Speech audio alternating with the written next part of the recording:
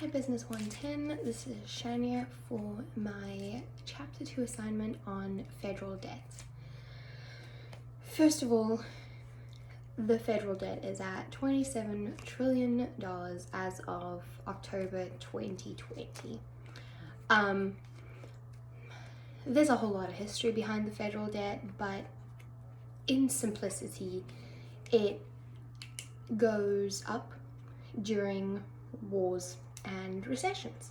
The reason it goes up during wars is because there are more military personnel to pay, as well as they need to pay for more war equipment, guns, missiles, as well as to repair the war equipment, so jets, tanks, submarines, various operations.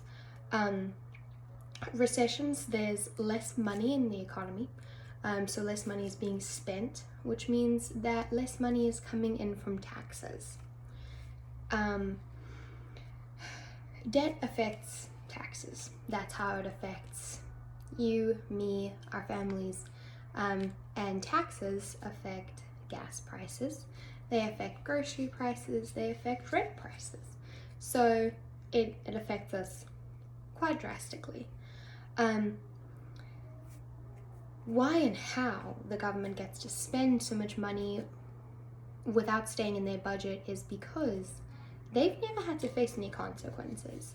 No one has ever come to them and say it's time to and said it's time to pay up.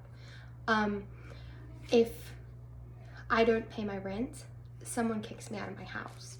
If I don't pay my car payment, my car gets taken away.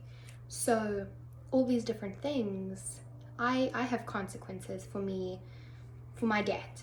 The government does not. There really isn't much of a way to fix it.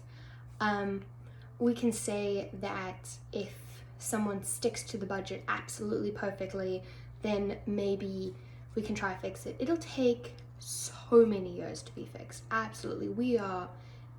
It's way too much money to honestly even comprehend. So there's no way that we could possibly ever pay it back. Something that some people don't know about our debt, a lot of people think that most of our debt is to China. China owns our debt, but China only has $1 trillion of our debt. The highest percentage of our debt is actually to Social Security. And so how that works is Social Security gets money from our taxes, but then Social Security spends that money.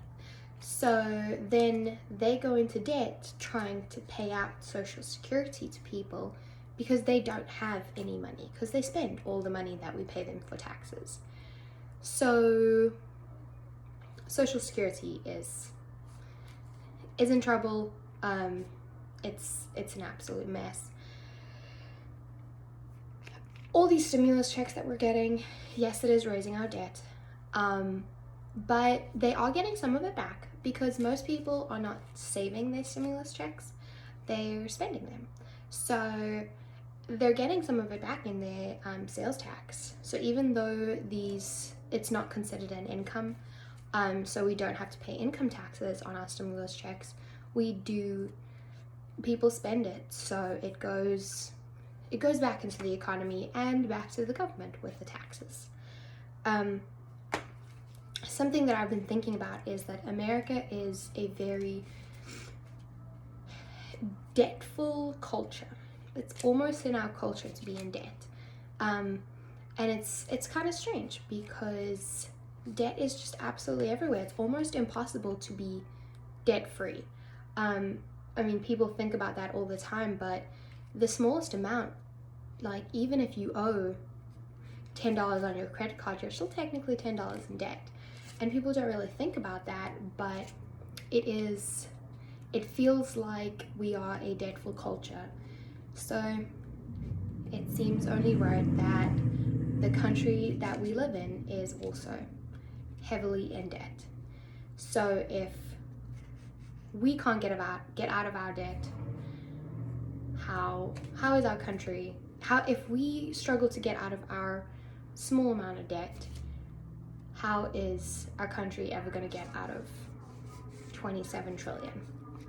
In my opinion, it's not. It's just going to keep snowballing, keep getting worse, and keep going until who knows what happens. We'll have to see. Thank you.